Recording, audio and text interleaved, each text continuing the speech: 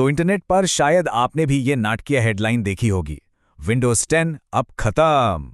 सुनने में थोड़ा डरावना लगता है ना?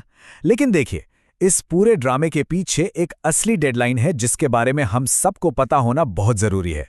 तो चलिए समझते हैं कि असल में हो क्या रहा है और हमें और आपको अब क्या करना चाहिए।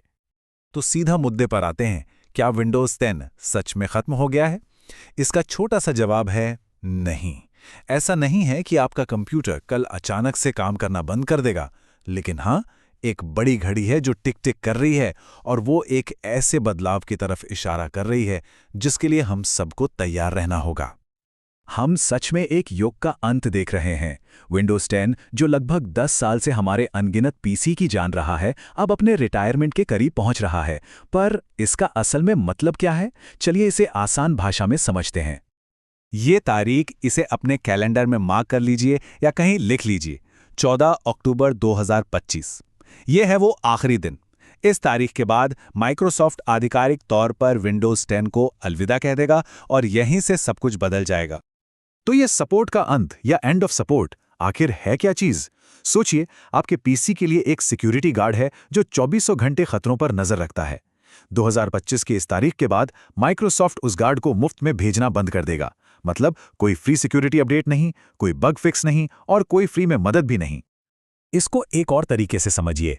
मान लीजिए आपके पास एक कार है जिसका मॉडल अब कंपनी ने बनाना बंद कर दिया है। कार तो अभी भी चलेगी, लेकिन कंपनी उसके लिए नए सेफ्टी पार्ट्स जैसे नए एयरबैग्स या बेहतर ब्रेक नहीं बना रही है। बिल्कुल वैसे ही आपका पीसी काम तो करता रहेगा, लेकिन वो नए डिजिटल खतरों से अनप्रोटेक्टेड हो जाएगा।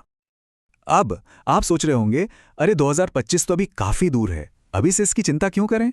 बात तो सही है, लेकिन कुछ ना करने का जो रिस्क है वो असली है और समय के साथ बढ़ता ही जाएगा। चलिए देखते हैं कि अगर इस डेडलाइन को नजरअंदाज किया तो दांव पर क्या लगा है। सबसे पहला और सबसे बड़ा खतरा है सिक्योरिटी का। बिना अपडेट्स के आपका पीसी हैकर्स और वायरस के लिए एक खुला मैदान बन जाता है।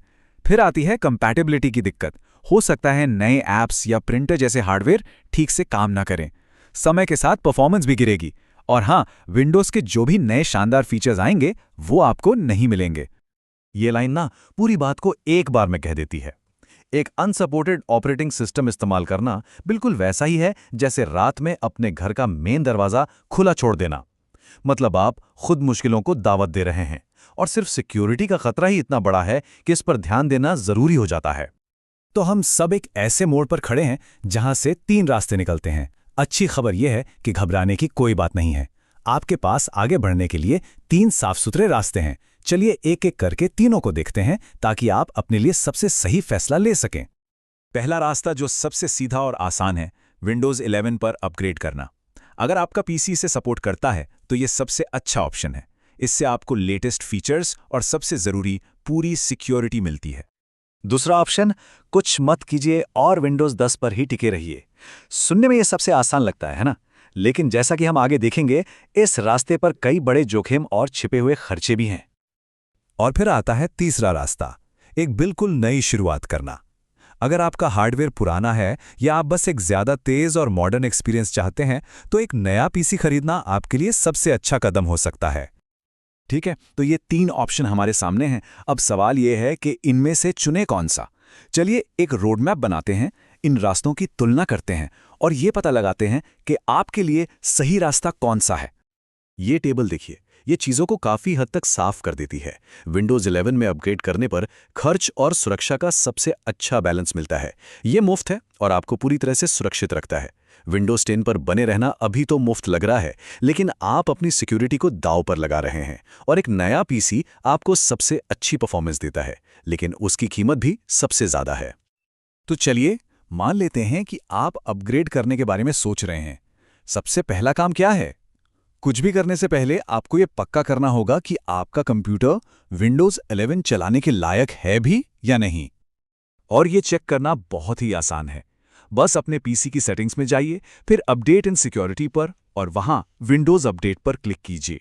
विंडोज आपको खुद ही बता देगा कि आपका सिस्टम अपग्रेड के लिए तैयार है या नहीं। ठीक है, अब बात करते हैं दूसरे रास्ते की, विंडोज 10 पर ही बने रहना। जैसा मैंने कहा, ये सबसे कम मेहनत वाला ऑप्शन लगता है ना? लेकिन चलिए जरा गहराई में जाकर देखते हैं कि आप असल में किस चीज के लिए हाँ कह रहे हैं। देखिए, विंडोज 10 पर बने रहने की कड़वी सच्चाई ये है, आपको कोई फ्री सिक्योरिटी पैच नहीं मिलेगा। इसका सीधा मतलब है कि आप खतरों के लिए खुले हैं। हाँ, माइक्रोसॉफ्ट शायद पैसों के बदले एक्सटेंडेड सिक्योरिटी अपडेट्स या ESUs दें, लेकिन ये मुख्य रूप से कंपनियों के लिए होते हैं, बहुत महंगे पड़ते हैं और ये बस एक अस्थायी जुगाड़ है। और आखिर में तीसरा रास्ता, एक नया डिवाइस ही खरीद लेना। अगर आपका पीसी विंडोज 11 में अपग्रेड नहीं हो सकता, या अगर आप बस स्पीड, परफॉर्मेंस और लेटेस्ट टेक्नोलॉजी में एक बड़ी छलांग चाहते हैं, तो ये आपके लिए सबसे सही कदम हो सकता है। ये चार्ट ना पैसों की पूरी कहानी बता देता है। आपको सुनकर शायद हैरानी होगी, लेकिन विंडोज 10 पर बने रहना और उन महंगे सिक्योरिटी अपडेट्स के लिए पैसे देना आपको 3 साल में लगभग उतना ही महंगा पड़ सकता है जितने का एक नया पीसी आता है। इससे साफ है कि मुफ्त में अपग्रेड करना अब तक का सबसे किफ़ायती सौदा है। तो हमने सारे रास्ते देख लिए, उनके जोखिमों को समझ लिया और खर्च का भी अंदाजा लगा लिया है। अब ये फैसला लेने का समय है कि आपके पीसी की कहानी का अगला अध्याय क्या होगा, और ये फैसला पूरी तरह से आपके हाथ में है। तो जाते जाते ये रही आपकी एक छोटी सी चेकलिस्ट। पहला, 2025 की उस तारीख को याद रखिए। दूसरा, अपने पीसी की विंडोज 11 कंपैटिबिलिटी जरूर चेक कीजिए। फिर अपने सभी विकल्पों में खर्च और सुरक्षा का तौल-मोल कीजिए। और सबसे जरूरी, इंतजार मत कीजिए, आज ही एक प्लान बनाना शुरू कर दीजिए। तो आपके पीसी का अगला अध्याय लिखे जाने का इंतजार कर रहा है। क्या वो एक आसान अपग्रेड की कहानी होगी, एक नए और रोमांचक डिवाइस की, या फिर जाने पहचाने जोखिमों के साथ बने रहने की? चुनाव आपका है।